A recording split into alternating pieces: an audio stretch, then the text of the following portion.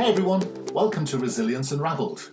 This podcast is a result of my fascination with subjects like resilience, accountability, burnout, life fulfillment and other life and work-based performance issues, as well as many of the other obsessions I bump into in my life. I spend my time working with highly successful teams, people and organisations, and this podcast introduces their remarkable stories and expertise, as well as my own synthesis of the key issues, strategies, tips, tools and resources to thrive in life. If you find this podcast useful, why not go over to our site qedod.com. If you'd like some resources on how to manage and beat burnout, head to qedod.com/burnout2019 for some goodies. Stay tuned to the end to find out details of how to order a free ebook. Enjoy the podcast. So today I'm very excited to be talking to Dr. Christine Adams. So good afternoon, Christine. Good afternoon. Now I can tell by your accent you're not from the UK, so you're obviously from over the pond. Tell me where you are and what's it like over there? Well, it's, as they say in England, bloody cold, and I'm in the United States, in the state of Kentucky, wow, in the largest city in Kentucky, Louisville. Right. Named for Louis XIV. That's where they had the Derby, isn't it? The famous horse race. That's where they had the Kentucky Derby, right? Yeah, and we're hosting your president at the moment, so things will be quietening down in America for a little while. Right. Talk about emotional conditioning. That's someone who we really need to talk about later, perhaps. Yes. So tell me a little bit about yourself. To introduce a little bit to the UK audience, you're a psychiatrist and very noted as such. So why not tell me a little bit about who you are and what is it you're up to? Well, I'm a child, adolescent, and adult psychiatrist, and I've been in practice for 40 years. And it's always been pretty much private practice. I have a practice where I do psychotherapy only, meaning long-term dynamic psychotherapy, where I see people for several years to help them make changes in their personality and to help them resolve anxiety and depression issues by and large. And last year, I co-authored with my mentor, Homer B. Martin, a book called Living on Automatic, which is about all of our findings working with patients for his 40 years and my 40 years. So we have 80 years of data on thousands of people that we saw anywhere from 2 to 15 years in psychotherapy. And we put all these new findings in our book, and we call the findings emotional conditioning. Okay, so before we get into the book, let's just chat a little bit more about what you've said so far. So just to unpack it a bit, just as a very simple first question, how would you describe the difference between being a psychiatrist and a psychologist, which is what I am? How would you differentiate that? Well, in the United States, psychiatrists are MDs, they're physicians, and they, by and large, prescribe medications, do some cognitive behavioral therapy, but rarely do any long-term psychodynamic therapy anymore. Medications have replaced that in the practice of most psychiatrists, whereas in Europe, I think it's quite different.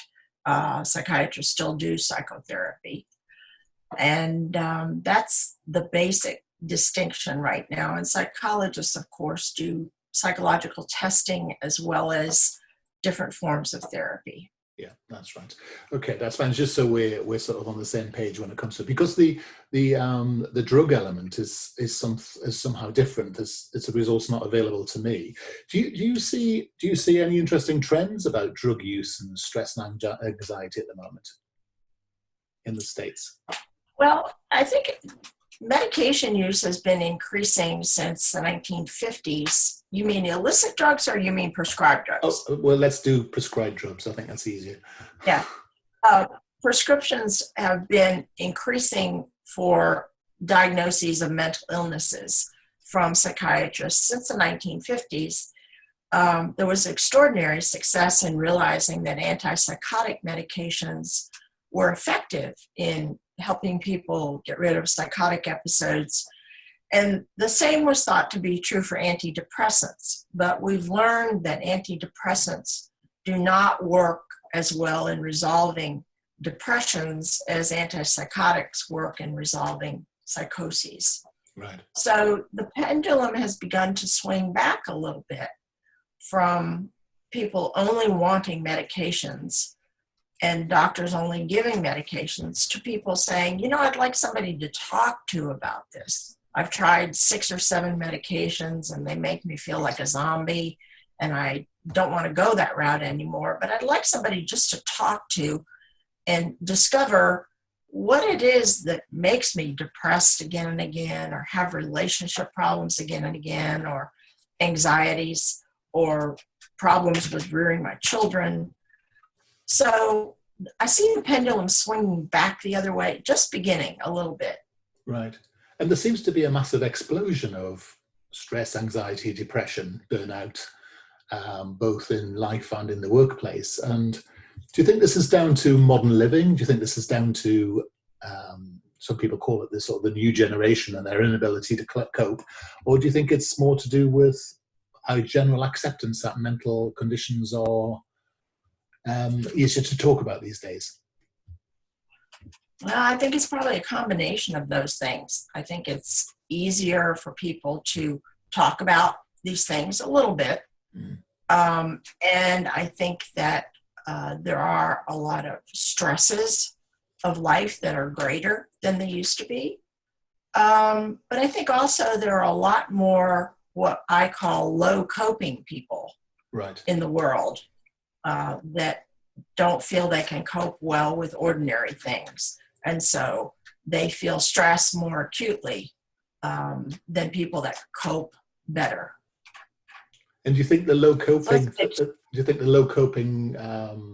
condition or description is something that's learned, or is it something that's has it been actively learned, or is it a sort of social thing that's just become prevalent over time? Well, what we learned and what we put in our book is that it's learned via emotional conditioning. Right. So in the first 3 years of life, it's learned from the way parents rear you. Right. And people that are low coping are reared very differently than high coping people. Yes. And I guess it a link to the whole attachment theory as well, because is that part of the equation? Well, I guess it could be considered to be attachment. What we discovered in essence is that people attach in different ways to each parent. Yeah. And that parents attach in each way differently to each child, even in the same family. So how does that happen?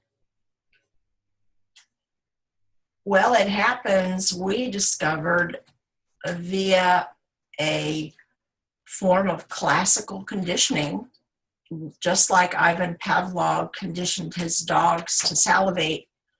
Whenever the handlers came in the room, he observed they salivated even though the handlers brought no food.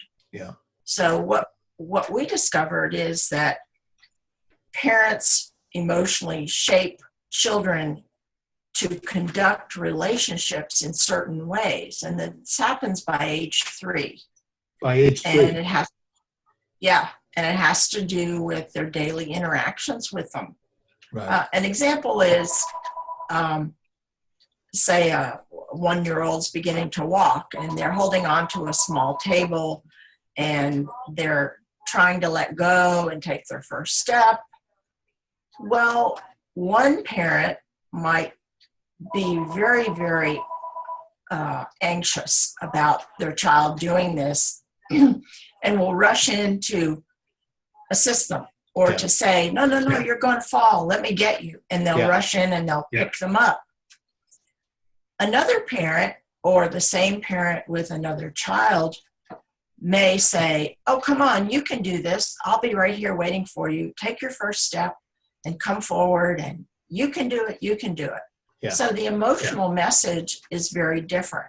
The first child gets an emotional message of you have to be very cautious in life, and somebody else has to help you all the time. Yes. The second child gets a message of, you can be bold, you can try things that I want you to do, and you can take your first step, and you can do it unassisted. So if you magnify these interactions over the first 3 years of life, hundreds of thousands of times daily, the personality begins to form in two different trajectories, Right.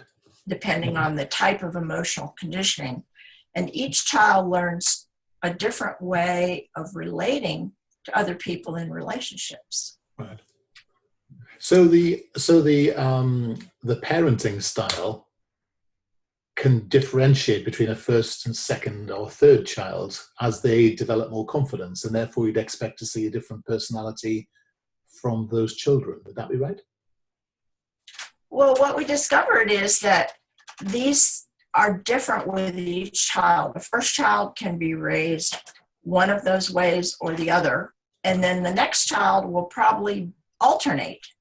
It'll probably be raised differently than the first one.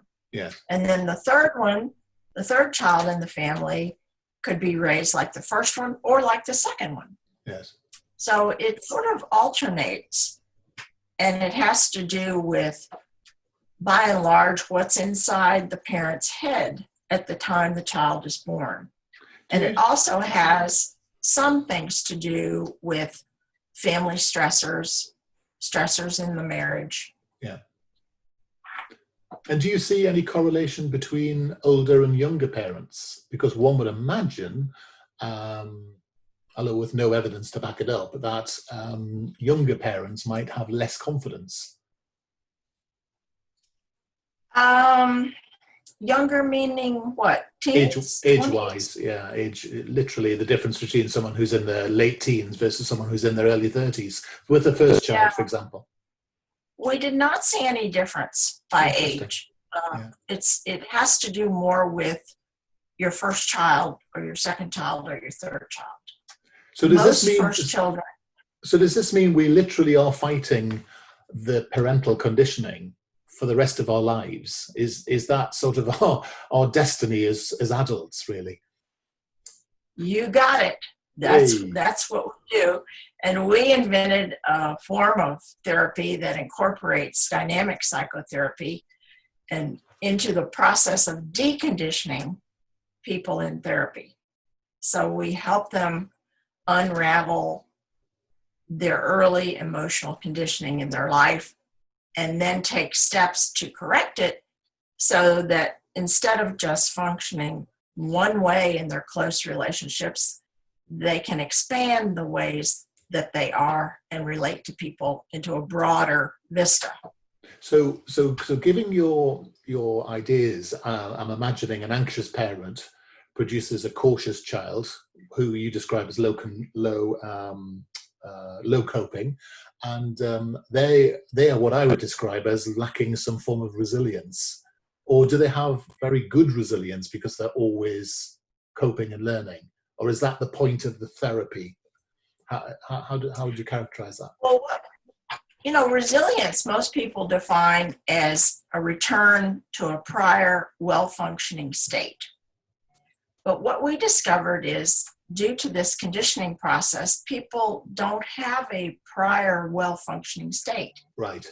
So they are compromised in terms of being able to be resilient. And that what people do when they suffer a relationship breakup or a divorce or an illness is they go right back to coping and conducting their relationships the same way they did before the illness or the divorce. So right. That makes sense. And so you get the situation where you have an abusive relationship. If you have another relationship, you have another abusive relationship because you don't know what a steady state or a normal relationship would look like. Is that right? Right. This was what Albert Einstein said is the definition of insanity. Yeah. Doing the same old thing and then expecting a different outcome. Yeah. So what we discovered is when people, say a person gets divorced and they're re-entering the dating scene, and the only equipment they have in looking for somebody to date is the same equipment and the same approach that they had the first time around. Yeah. So their resilience is low. Yeah. And their capacity to find a new person and relate to them in a new way is very low. So their stress is high. So in order to reduce their stress and build their resilience, they have to do some deconditioning, and they have to learn new ways of approaching relationships that they didn't know before. And they have to unlearn some of the things from childhood. Understand. So you're saying it is actually possible to change this state through what you're calling deconditioning or learning or therapy or psychodynamic nanotherapy or whatever the technique might be. So there's hope for anybody, even if they've been parented quite poorly. Yes, that's what we found, that most people think that you can't change your personality once it's set, but you really can. Yeah. We've worked with people for many years and changed a lot of people, helped them change. So how do you describe personality? Because there are many different definitions of it, aren't there? That's part of the challenge with us, with our community of practice, isn't it? Well, we in the book Living on Automatic that we wrote, we refer to the emotional conditioning as producing a personality type or a role that a person is in relationships. Yeah. And so it's sort of, our definition is linked to how you function. It's linked to your role with other people. Yeah. So by definition, if you define it that way, it will change because your social context will change throughout life. Well, it'll only change, though, if you deliberately work on changing it. Like if you're a low coping person, the thing you need to learn to do in life to create your own growth and resilience is you've got to deal with your dreaded inertia. You've got to learn how to increase your responsibility toward yourself and toward other people. Yeah. You've got to do the very things that make you uncomfortable, which are standing on your own 2 feet, doing your own grocery shopping, doing your own laundry, and not expecting other people to step up and do it for you. Yeah. When you do that, if you're a low coper, you'll feel a surge of self-confidence, and it builds your resilience because you expand your ways of coping and conducting your relationships. Yeah. And you no longer have to just be helpless and act one way. Yeah. You can now be helpful at times. You can still ask for help. You can offer help. You can do things for other people. And then if you're a high coper, what you learn when you become deconditioned is you learn how to better take care of yourself, because high copers are very good at giving care to low copers, but they're not very good at giving care to themselves. I see. So you learn how to give care to yourself. You learn how to ask others for support when you need it. You learn to say no to people that are trespassing on your boundaries or asking too much of you. And when you do this, you decrease your stress and you attain some resilience, because you no longer just see yourself as a person who responds in a knee-jerk fashion to needy people. And you put limits on people. And so your confidence and your self-esteem grows. Right. So that's what deconditioning helps each one of those personality types do. And what might deconditioning look like? What's that process consist of? In therapy? Yeah, I mean, is it a therapeutic process? Is it CBT? Is it... I was going to come back to CBD in a minute, funnily enough. No, is it any of those things? No, we did it through long-term dynamic psychotherapy. Right, we work with each person to go back into their childhood and figure out what the emotional patterns were that they learned from their parents. Yeah. And how they're operating in the present in their life in a dysfunctional way. So we sort of thread the eye through the eye of the needle, going back to childhood, bringing it forward in time. And then that's the first part of therapy. And then the second part of therapy deals with, okay, with the knowledge that you now have, how do you make changes in your life? How do you begin to actively do this? So what we thought was in the book, we wrote the book for general readers living on automatic so that they can begin to do some of this for themselves. They can begin to decondition themselves. And if they need the help of a therapist, then they should go to therapy and work on it with a third person. But some of it can be done yourself. And that's what the book is about. So I'm guessing this is important because you don't want this perpetual cascade of poor parenting. And I'm guessing that if you are a low coper and you have kids, you're obviously going to parent them in that same way and then keep producing more low copers. Is that right? No, you'll also produce high copers because with some of your children, as you rear them, you will have a role reverse relationship with them, and you will expect emotional nurturance from your children, right, rather than giving to your children. And that's how they cope. And that's how you produce a high coper. Right. If you're a low coping parent. Yeah, that makes sense. If you produce, and then you produce a low coping child by doing everything for them. Of course. That's brilliant. It's one of those. It's a brilliantly simple idea, but sometimes the simplest ideas are the most clever, aren't they? Because actually it takes a lot of work to come up with a simple idea. You said right. Once people get the hang of it, they say, aha, I get it now. Yeah. But it takes a while. It's a new concept. Clever. You said earlier that you wrote it for the, I was actually going to ask you which audience did you write the book for, but you actually said you wrote it for a general audience. And that was the motivation, was it? Was to help people almost gain control of their own deconditioning process? Yes, there are so many people in the world that don't have access to good therapy. And we realized, I've taught classes on this at a local university, and the people who take the classes are general audience, and they have really benefited and said that it has really helped them, just my teaching them and not them being patients in psychotherapy with me.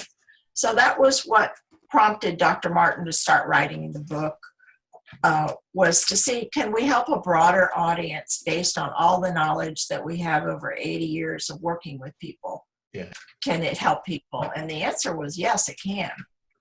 And what's interesting is if you look at the reviews of the book, on Amazon in particular, but there's other reviews as well, people say it's more than a self-help book. It does have specific techniques, but it's more than just that. But what sort of techniques are contained in the book to help people get started? Well, there are a lot of self-assessment questions to ask yourself about your childhood and your parents and your upbringing and your experience about work and about love relationships in growing up. So the questions are designed to make people be introspective and think about their life and answer as many questions as they can. There's also the last, I think, 2 chapters of the book have some specifics on the way you override your early emotional conditioning, which happens on autopilot. So the way you stop something happening on autopilot is you make yourself stop and think about the situation you're in. Yes. Because what we tend to do is we just react automatically to people that we're closest to without any consideration of, okay, what does the situation call for? Yeah. Not what does the person call for, but what does the situation call for?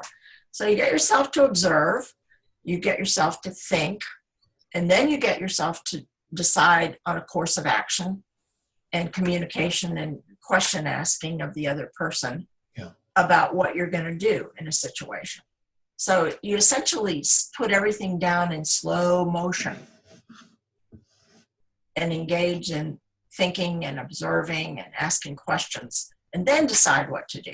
instead of having an automatic autopilot knee-jerk reaction. I see. So you're building self-awareness, and that's sort of the first step, and then there are choices rolling forward from that. And it's not just geared basically towards parents, is it? The book has a sort of a wider use. No, it's got information for parents and grandparents. It's got information on love relationships, divorce, after divorce, custody problems in children. It's got lots of case examples. People from all walks of life, all ages, all sexual gender orientations. So we tried to cover the waterfront in a variety of people, and there's a lot of case vignettes. And then at the back of the book, there are a list of books to read, plays, and movies that people can watch if they want to learn more about these types of relationships. Oh, that's interesting. Which movies do you tend to recommend? Well, I use them in teaching, and I've taught Ordinary People, The Door and the Floor, Remains of the Day, HUD, Gran Torino. Oh, wow. That's a good film. Wow, that's a good one. Yeah. I've taught a variety of films that exemplify the different types of emotional conditioning in people and how they interact. Yes. Fascinating. I mean, I bought the book and have been, I know you very kindly sent me some information, but I've been starting it myself. So I'm reading it at the moment. So Good.